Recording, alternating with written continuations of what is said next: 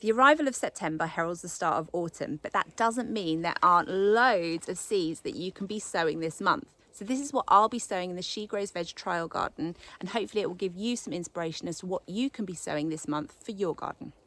The first half of September is the perfect time to get in your autumn radishes. Now these are a little different from a spring radish. They grow much slower and they prefer to grow as the weather's cooling down rather than heating up in spring. You tend to find that if you sow them in spring, they will bolt. So now is the time to get them in.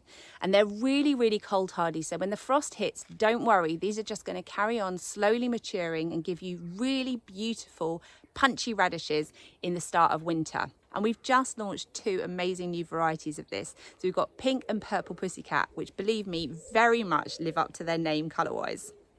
September is a great time to get in more lettuce.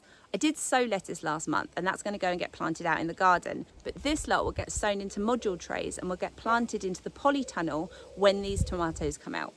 Mustard is a fantastically hardy salad green. They are perfect for growing in cold weather. In fact, they tend to prefer it. In the hot weather, they're very much inclined to bolt. So now's a great time to get some in. And they're so easy to sow. Just sow them exactly where you want them to grow. It's a great time to get in more Asian greens. So I'm going to be sowing lots more of this beautiful vivid choy, which has been so fantastic for us in spring. I'm also going to sow some purple komatsuna. Now this is a beautiful new crop that we've just added to the range. It's also called mustard spinach and it's a bit like a cross between turnip leaves and cabbage. It's absolutely gorgeous and really, really cold tolerant. If you haven't already, you've still got time to get in some collard greens. Now these are a bit like a cabbage, but they don't form a tight head. So what it means is that you can have lots of kind of cut and come type cabbage leaves over a longer period without having to wait for that head to form. You've still got time to sow chard if you haven't already. And if you haven't, I would highly recommend it. It has to be one of the best things that you can grow through winter. Now, the coloured ones are going to give you a bright pop of colour all through winter. And although these plants go dormant in the depth of winter because of the number of daylight hours, they don't die back. So any leaves that are on them are there for you to harvest through winter. And then as soon as spring kicks in, they will come back to life and give you loads and loads and loads of leaves up until the point that your spring sowing is ready to take over. I'm also going to be sowing lots more of this. This is Radish chard and it's quite different from standard chard. It's a bit like a cross between chard and pak choi. It's got fleshier leaves and more tender stems. And I'm going to sow that into module trays now and then I'm going to plant it into this polytunnel when the tomatoes have come out as a more protected crop.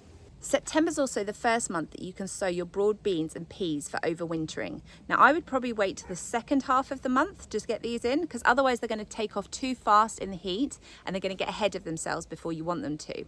And you can either sow them direct where you want them to grow or you can put them in module trays in an unheated greenhouse or polytunnel and just wait till you're ready to plant them out. And finally, for all you tomato lovers out there, you should be getting some micro tomatoes in. Now these are very small plants that are only going to get to about 20 to 30 centimetres tall, but they're going to produce full-size tomatoes. So they're therefore perfect for growing on a windowsill or somewhere inside your house, and therefore you can grow them through winter because you don't have to worry about the cold.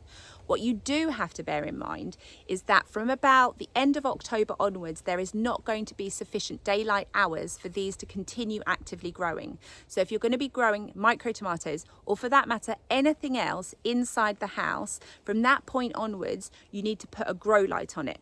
And that doesn't have to be terribly complicated. We've got a whole video on understanding grow lights and how they work just to make it a bit easier for you. It doesn't have to be scary. These mature and fruit faster than full-size tomato plants. So if you get them in now, you're giving them a chance to get ready to be able to take over from when the full-size tomatoes are finished. So there's loads of things you can be sowing this month, and hopefully this video is giving you a little bit of inspiration as to what you can be doing in your own garden.